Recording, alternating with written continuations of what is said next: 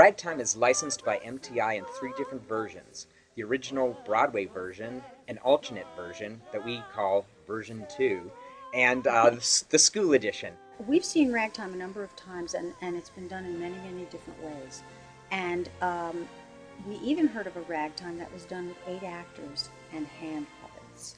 And it sounded phenomenal and got phenomenal reviews. It was done by a theater company called Theater for 1,000 Things. 10,000 Things. 10,000 Things, thank you. And what I was so taken with in reading about that production and talking to the director was that, for example, Coalhouse Walker Jr., the actor playing Coalhouse Walker Jr., also played the role of the little boy. Reading about that production and talking to the director was that, for example, Coalhouse Walker Jr., the actor playing Coalhouse Walker Jr., also played the role of the little boy with a sock puppet. And this was done in a woman's house of detention.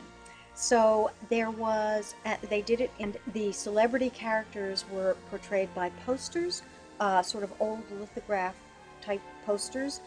It was done so simply, so imaginatively, and it really speaks to the transformability of the show. I think for a while people thought it could only be done huge, with a huge orchestra and huge stage and 100 million actors, and how can we ever afford to do that? But having heard about that teeny production, and since then having seen things that are somewhere in the middle that have been done by high schools and very simply, or in concert where they just stand and sing and do the text and it works anyway with nothing, it makes me happy to say that I think the show really can be done in a number of ways, so you shouldn't feel afraid of it for what people perceive to be its size. Then we'll travel on from there, California, who knows where, and we will ride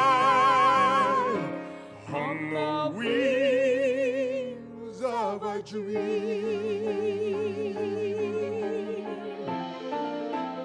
Actually, just this past year, there was a wonderful concert version of Ragtime here in New York City at the Avery Fisher Hall. And there was literally no set except some bunting and a series of slides that showed various locales of New York at the turn of the century. Just actors and music stands wearing black, and a chorus behind them, and an orchestra.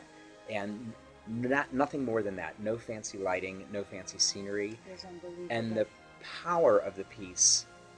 Honestly, I said this to Terrence the day after this production. I said that's the first time I realized that this show is going to outlive us all, and it's the first time I really believed that in my bones. And I thought, this is so compelling theatrically, and there's no scenery, it's just words and music. On the wings